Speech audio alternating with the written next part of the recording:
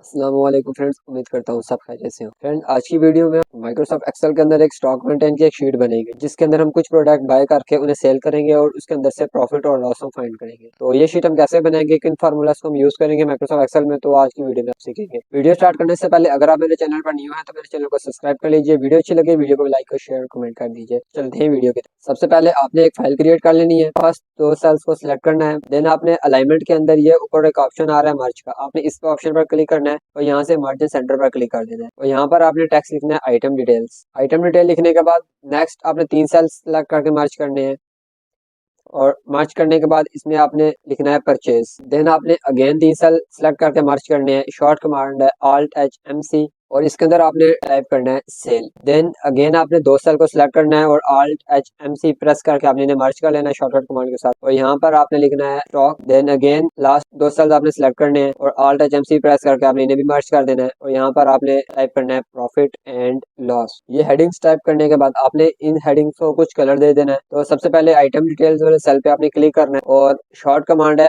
Alt+H। आपके पास सामने एक कलर विंडो ओपन हो जाएगी जहाँ से आप सेल को कलर दे सकते हैं। अब यहाँ पर आपने कोई भी कलर इस सेल के अंदर ऐड कर लेना है। तो ये हेडिंग्स के तौर पे हम यूज कर रहे हैं तो इसको हम डार्क कलर दे देते हैं और जो टेक्स्ट का कलर है उसके लिए Alt+FC प्रेस करना है और आपके पास टेक्स्ट के कलर्स आ जाएंगे। यहाँ पर आप व्हाइट पे क्लिक कर दें तो टेक्स्ट हमारा व्हाइट हो जाएगा। देन कंट्रोल और बी प्रेस करें, आपका जो टेक्स्ट है वो बोल्ड भी हो जाएगा। सेम इस तरह आप अलग अलग सेल्स पे स्टाइलिंग अप्लाई कर दें। अगर आप माउस से करना चाह रहे हैं तो ऊपर आपको होम के ऑप्शन के अंदर फॉन्ट का ऑप्शन मिलेगा। यहाँ पर ये सामने जो बकेट बनी है ये बकेट है सेल का कलर, तो इस बकेट से हम सेल के अंदर कलर इंसर्ट कर सकते हैं। तो यहाँ पे कलर रेड कर देता हूँ तो बी प्रेस करने से इसको बोल्ड भी कर देता हूँ टेक्स्ट को और साथ ही जो ए लिखा रहा है ये होता है हमारा टेक्स्ट कलर, तो इसको मैं टेक्स्ट कलर भी दे देता हूँ। सेम इस तरह सेल स्टॉक और प्रॉफिट लॉस को भी हम कलर दे देते हैं। इन हेडिंग्स को टाइप करने के बाद आपने इनके ऊपर एक मेन हेडिंग डाल। मैंने पहले हेडिंग इस वजह से नहीं डाली क्योंकि मैंने नीचे सेल्स इन सेल्स को मर्ज करना था तो मुझे कोई खास आइडिया नहीं था कि कितने सेल्स मेरे टोटल बने। तो मैंने इन हेडिंग्स को लिख लिया। अब इनको लिखने के बाद किसी भी एक सेल पर राइट क्लिक करता हूँ और यहाँ पर आपने क्लिक करना है इंसर्ट पर और यहाँ पर आपने इंटायर रो पर क्लिक करना है। आपके इस हेडिंग से ऊपर नई रो एक ऐड हो जाएगी। अगेन इन्हीं सेल के ऊपर राइट क्लिक करता हूँ,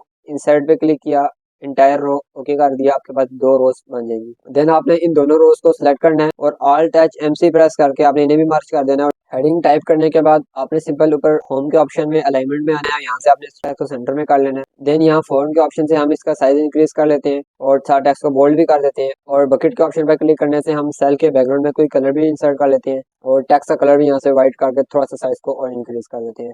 हेडिंग्स टाइप करने के बाद अब मैं अपनी स्क्रीन को थोड़ा जूम कर लेता हूँ। जूमिंग करने के लिए आपने कंट्रोल का बटन होल्ड रखना है और माउस का व्हील आपने आगे की तरफ मूव करना है तो आपका पेज जूम हो जाएगा। और अगर आप माउस से करना चाहें तो आपको नीचे यहाँ पर ऑप्शन नजर आ रहा होगा 100% जूमिंग का, आप यहाँ से भी प्लस पर क्लिक करके अपने पेज को जूम कर सकते हैं।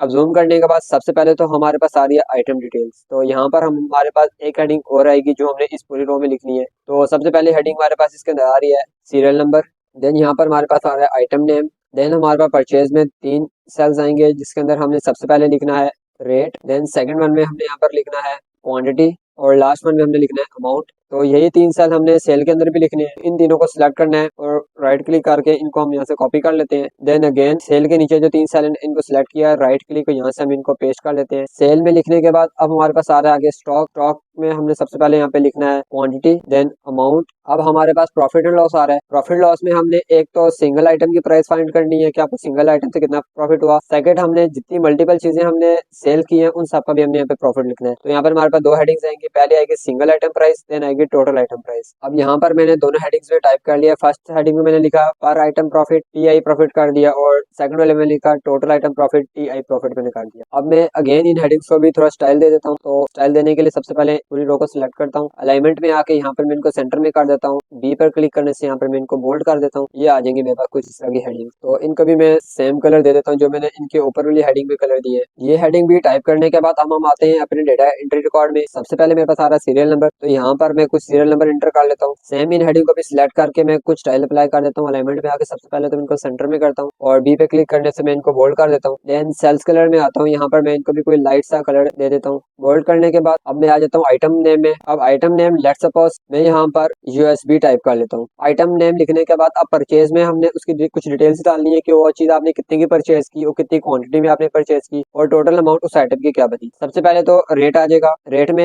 हमने यहाँ पे टाइप करना है कि आपने ये आइटम कितने का परचेज किया। फॉर एग्जाम्पल मैं यहाँ पर लिख लेता हूँ मैंने ये यूएसबी 650 की परचेज की और कितनी क्वांटिटी में परचेज की, 15 यूएसबी मैंने परचेज की। अब यहाँ पर हमने परचेज की अमाउंट लिखनी है। उसके लिए सबसे पहले आपने इक्वल टाइप करना है। तो यहाँ पर आपने परचेज रेट वाले सेल को सिलेक्ट कर लेना है। देन आपने सिंपल मल्टीप्लाई कर देना है। शिफ्ट और 8 कीवर्ड से प्रेस करना है तो आपके पास स्टारिक का एक साइन आएगा। ये साइन यूज होता है मल्टीप्लिकेशन के लिए। और आपने अपने टोटल क्वांटिटी वाले सेल को सिलेक्ट कर लेना है। सिंपल आपने अपने कीबोर्ड से इंटर प्रेस कर लेना है तो इनकी कैलकुलेशन होकर सामने आ जाएगी। मतलब आपने जो यूएसबी 655 रुपए की बाई की और टोटल क्वांटिटी में 15 यूएसबी आपने बाई की, तो इन टोटल 15 यूएसबी की जो प्राइस है वो 9700। अब आपने यहाँ पर सेल के कॉलम में आकर जो यूएसबी आपने जितने की परचेज की उस पर अपना कुछ प्रॉफिट लगा के आपने वो अमाउंट यहाँ पे लिख लेनी है। मतलब जो चीज मैंने 650 की परचेज की उसको मैं 870 में मैं सेल कर रहा हूँ और टोटल 15 यूएसबी है उनमें से आपने कितनी सेल कर दी। फॉर एग्जाम्पल मैं यहाँ पे 7 टाइप कर लेता हूँ। मैंने 15 में से 7 मैंने सेल कर दी। आपने जो 7 यूएसबी सेल की है उसकी प्राइस क्या बनी तो उसके लिए आपने इक्वल टाइप करना है और सेल रेट को सिलेक्ट कर लेना है। देन अगेन शिफ्ट 8 प्रेस करना है। मल्टीप्लाई हमने कर दिया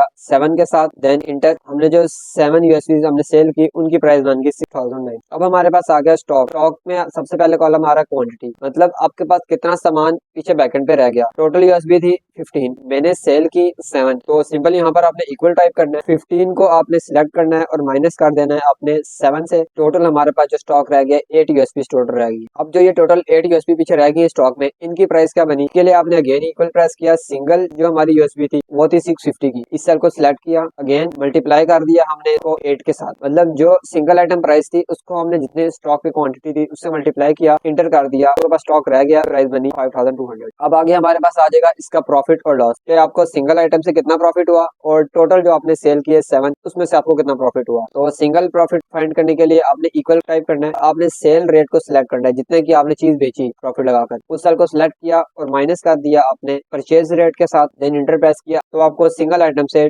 220 का प्रॉफिट हुआ। और आपने जो 7 आपने सेल की थी उन 7 में से आपको कितना प्रॉफिट हुआ उसके लिए आपने इक्वल करना है और 7 को आपने मल्टीप्लाई कर देना है यहाँ पर 220 से। यहाँ पर आपको जो टोटल 7 आइटम आपने सेल किया उनका आपको प्रॉफिट हुआ 1540। अब जैसे यहाँ पर मैं सेल क्वांटिटी को इंक्रीज करता हूँ, लेट्स सपोज मैंने 11 आइटम सेल कर दिए, इंटर प्रेस करूंगा, ऑटोमेटिकली आगे स्टॉक 4 रह जाएगा और जो मेरे पास सिंगल आइटम की प्राइस है वो सेम है और जो 11 चीजें मैंने बेची हैं क्वांटिटी में उनकी जो प्राइस बनी वो मेरे पास अलग सेपरेट आ जाएगी।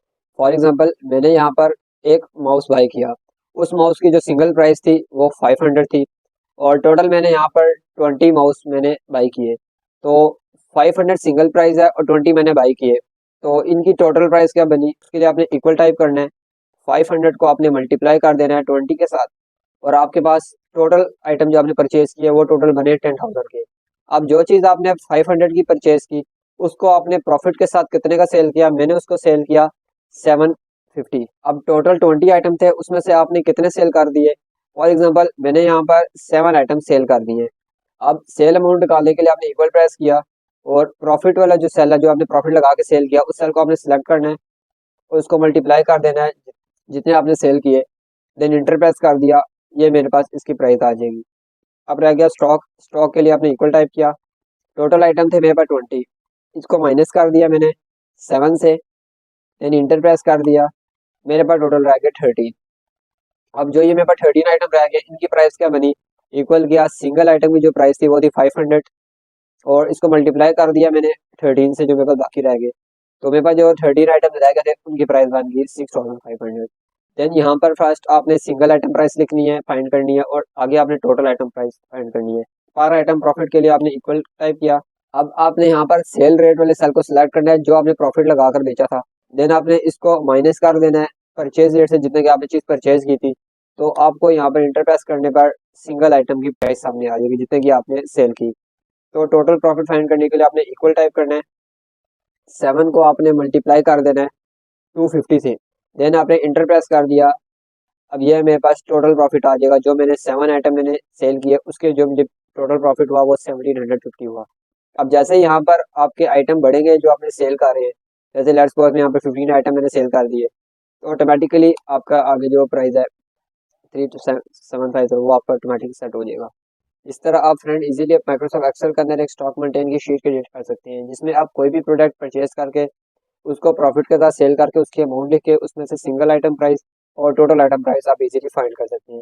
फ्रेंड वीडियो अच्छी लगी हो वीडियो को लाइक और शेयर लाजमी कर दीजिए, चैनल पर न्यू है चैनल को भी सब्सक्राइब कर दीजिए। इंशाल्लाह मिलते हैं अपनी न्यू वीडियो के लिए, तब तक के लिए अल्लाह हाफिज़।